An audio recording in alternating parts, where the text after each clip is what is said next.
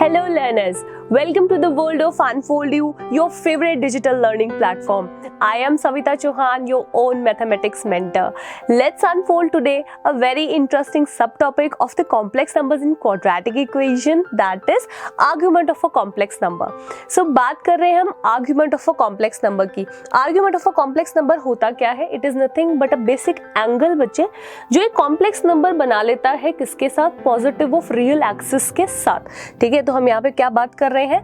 Argument of a complex number is nothing but an angle which a line joining the number which is represented in the argand plane which makes it with the positive of real axis. Positive real axis के साथ वो एक angle form कर रही है.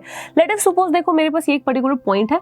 अगर मैं बोलूँ z is equals to a plus iota b मेरे पास है तो ये जो point है वो कोई a, b टाइप का हो जाएगा. देखो positive of real axis के साथ मैंने ये जो angle है वो बनाया है. It is nothing with the positive of real axis. ठीक है, तो यहाँ पे मेरे पास क्या है, ये जो एंगल बन रहा है इसे हम बोलते हैं बच्चे argument of a complex number z, जिसे हम बेसिकली रिप्रेजेंटेशन दे देते हैं ए आर जी से. ध्यान से सुन लो बच्चे, ए आर जी से इसे हमने रिप्रेजेंटेशन देनी होती है. ठीक है, आर्ग्यूमेंट को हम ए आर जी लिखते हैं तो ए आर जी जहां लिखा है उसका मतलब होगा ये argument of a complex number है.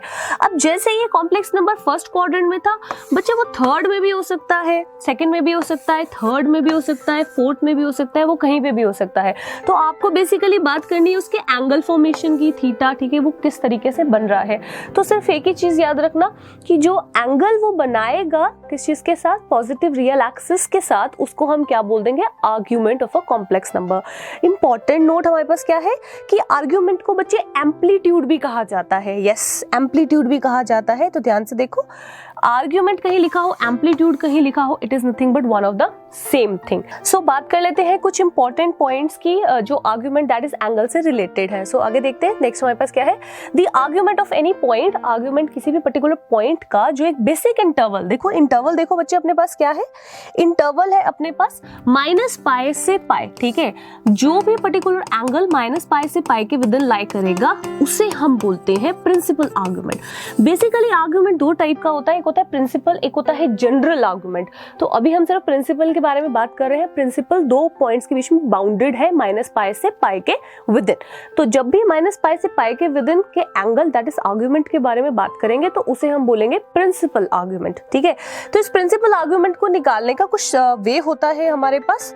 सो सपोज, एक मिनट, ओके, देखते हैं आगे. देखो हमारे पास क्या चीज आ जाती है, रूल्स आ जाते हैं हमारे पास प्रिंसिपल आर्ग्यूमेंट को फाइंड आउट करने के. वो क्या क्या है, सबसे पहली चीज ध्यान से देखो, कहते हैं अगर z is equals to a plus iota b. ठीक है, z इज इक्वल्स टू देखो a प्लस आयोटा b हमारे पास है, कोई भी कॉम्प्लेक्स नंबर a और b कोई भी नॉन जीरो रियल नंबर्स है, देन थीटा. बेटा ध्यान से इस चीज को देखना है, थीटा. यहाँ पे थीटा एंगल एक गिवन है हमारे पास जो है tan inverse b by a. tan inverse b by a, यहाँ पे थीटा आर्ग्यूमेंट नहीं है. क्यों? क्योंकि आर्ग्यूमेंट डिपेंड करता है कि वो पर्टिकुलर कॉम्प्लेक्स नंबर कौन से क्वाड्रेंट में लाई कर रहा है. ध्यान से देखते हैं.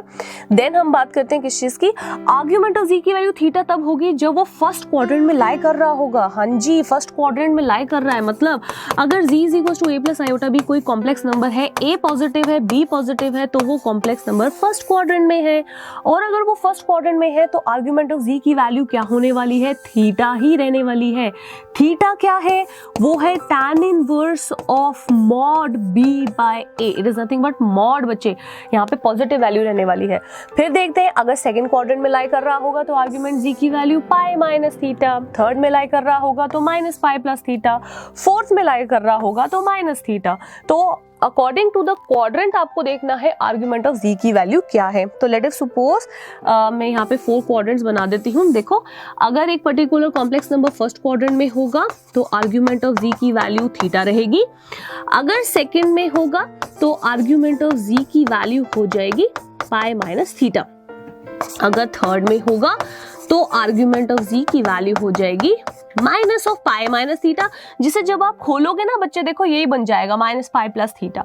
और अगर फोर्थ में लाई कर रहा होगा तो आर्ग्यूमेंट ऑफ जी की वैल्यू रहेगी माइनस ऑफ थीटा।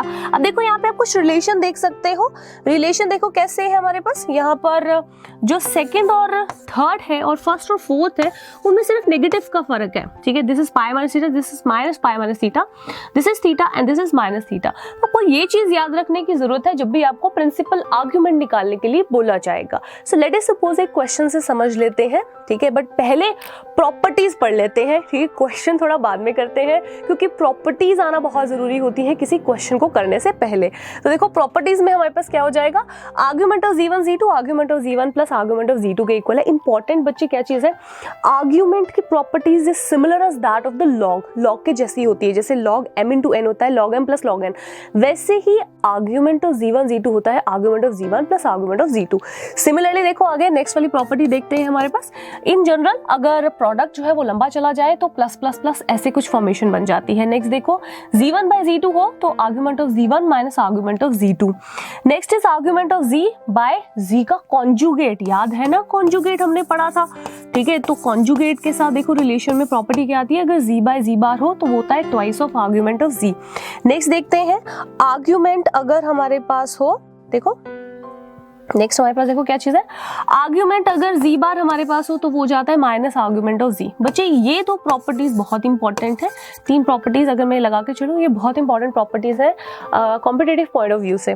नेक्स्ट देखो हमारे पास क्या है, आर्ग्यूमेंट ऑफ 1 बाय जी, देखो इसी की एक्सटेंडेड फॉर्मेशन आ गई माइनस आर्ग्यूमेंट ऑफ जी, क्योंकि आर्ग्यूमेंट ऑफ 1 0 हो जाएगा। नेक्स्ट आर्ग्यूमेंट ऑफ जी की पावर n है, n आगे आ जाएगा, आर्ग्यूमेंट ऑफ जी हो जाएगा। Next argument of a purely real complex number अगर आपको निकालना है तो उसका आंसर आइदर 0 होता है या फिर पाई होता है, ठीक है। कभी भी प्योरली रियल का आर्ग्यूमेंट दैट इज एंगल निकालना है तो वो 0 होगा या फिर पाई होगा। वैसे ही प्योरली इमेजिनरी का भी होता है और वो हमारे पास क्या होता है माइनस पाई बाय 2 या फिर प्लस पाई बाय 2, ठीक है। तो ये दो चीजें आपको याद रखना इंपॉर्टेंट रहती हैं कि आर्ग्यूमेंट प्योरली रियल का क्या होगा या फिर प्योरली इमेजिनरी का क्या होगा।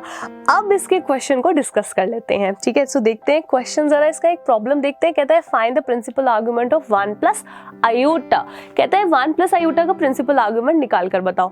तो सबसे पहली चीज जो आपको यहाँ पे करनी है वो क्या है, आपको ये देखना है जो कॉम्प्लेक्स नंबर है वो कौन से क्वाड्रेंट में लाई कर रहा है। हाँ जी ध्यान से देखते हैं, सपोज मैं इसको लिख लेती हूँ z is equal to 1 plus iota और मैं इसे लिख सकती हूँ a प्लस आयोटा b।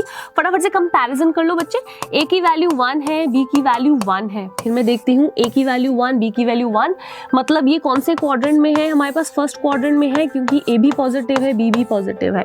फिर मुझे याद आता है अगर मुझे इसका आर्ग्यूमेंट निकालना है तो सबसे पहली चीज फर्स्ट क्वाड्रेंट में आर्ग्यूमेंट ऑफ z की वैल्यू थीटा ही रहती है, और थीटा क्या था ध्यान से देखते हैं, आर्ग्यूमेंट ऑफ z की वैल्यू थीटा ही रहेगी और थीटा है tan inverse mod b by a। तो इसे सॉल्व करते हैं जरा, ये अपने पास हो जाएगा tan inverse, let us suppose इसे जरा इरेज कर देते हैं, ठीक है। तो देखो ये क्या हो जाएगा अपने पास, ये बन जाएगा tan इनवर्स और b की जगह पे 1 a की जगह पे 1 tan इनवर्स 1 बाय 1, मतलब ये हो जाएगा tan इनवर्स ऑफ 1। अच्छा तो tan के साथ तो हमने बहुत बार काम किया है ट्रिग्नोमेट्रिक फंक्शंस में, है ना। यहाँ पे है इनवर्स, एक चीज याद रखेंगे बच्चे, हमने यहाँ लिखा है tan इनवर्स 1, उसका मतलब होगा कि tan में 1 वैल्यू कौन से एंगल पर आती है, कौन से एंगल पे, ध्यान से सुन लो, tan की वैल्यू 1 कौन से एंगल पर आती है 45 को याद है क्या लिखा करते थे, 45 को लिखा करते थे पाई बाय 4। तो हमारे पास आर्ग्यूमेंट ऑफ z क्या बन गया, पाई बाय 4। इंपॉर्टेंट पॉइंट यहाँ पे हमारे पास क्या चीज है कि ये लाई कर रहा है बच्चे माइनस पाई से पाई इंटरवल के विद इन, क्यों, हमें प्रिंसिपल आर्ग्यूमेंट निकालने को बोला था और प्रिंसिपल आर्ग्यूमेंट माइनस पाई से पाई के विद इन ही लाई करता है। तो आर्ग्यूमेंट ऑफ जी की वैल्यू क्या हो गई, माइनस पाई से पाई, ठीक है, लाई कर गई इसी के with in, that is nothing but pi by 4, argument z की value pi by 4। So I hope आपको ये क्लियर हो गया हो कि किस तरीके से इसको सॉर्ट आउट करना है। लेट अस सपोज एक और क्वेश्चन देख लेते हैं। सो देखो ये हमारे पास क्वेश्चन आ गया, फिर से हमें यहाँ पे प्रिंसिपल आर्ग्यूमेंट निकालने को बोला है। फटाफट से देख लो, वैल्यू देख लो, ये होगी हमारे पास √3 माइनस आयोटा। तो ये कुछ a plus iota b formation में। फटाफट से देखते हैं, a की वैल्यू √3 है, b की वैल्यू बच्चे -1 है। तो पहले देख लेते हैं कौन से क्वाड्रेंट में है। क्यों? क्योंकि a यहाँ पॉजिटिव है, b यहाँ नेगेटिव है, तो ये फोर्थ क्वाड्रेंट में लाई कर रहा है। अगर ये फोर्थ क्वाड्रेंट में लाई कर रहा है तो आर्ग्यूमेंट ऑफ z की वैल्यू माइनस ऑफ थीटा होने वाली है। तो फटाफट से आर्ग्यूमेंट z की वैल्यू निकाल लेते हैं।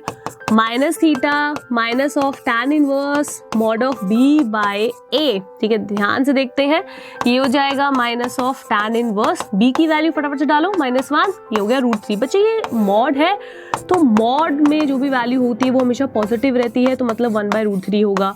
इंपॉर्टेंट चीज, tan इनवर्स 1/√3, tan की वैल्यू 1/√3 कौन से एंगल पे है? 30 पे है। 30 का मतलब क्या हो गया? π/6 हो गया।